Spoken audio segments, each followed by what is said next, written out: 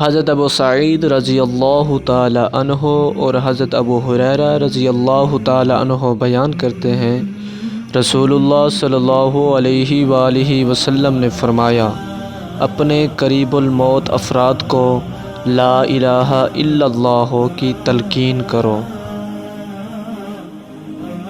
حضرت ام سلمہ رضی اللہ تعالی عنہا بیان کرتی ہیں، رسول اللہ صلی اللہ علیہ وآلہ وسلم نے فرمایا، جب تم کسی مریض یا میت کے پاس جاؤ تو اچھی بات کہو، کیونکہ تم جو بات کرتے ہو تو فرشتے اس پر آمین کہتے ہیں۔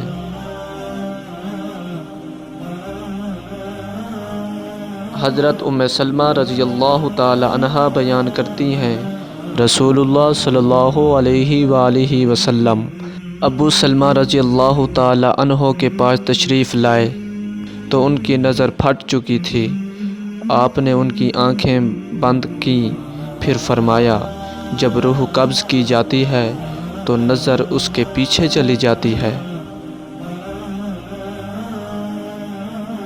یہ سن کر ان کے اہل خانہ رونے لگے تو آپ صلی اللہ علیہ وآلہ وسلم نے فرمایا، اپنے لیے دعائے خیر ہی کرو، کیونکہ تم جو کہتے ہو فرشتے اس پر آمین کہتے ہیں۔ پھر آپ صلی اللہ علیہ وآلہ وسلم نے فرمایا، اے اللہ، ابو سلمہ کی مغفرت فرما، ہدایت یافتہ لوگوں میں اس کا درجہ بلند فرما۔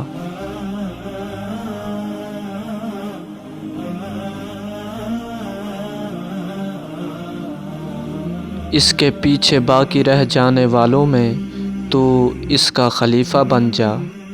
تمام جہانوں کے پروردگار، ہمیں اور اسے بخش دے، اس کی قبر کو کشادہ فرما اور اسے منور فرما۔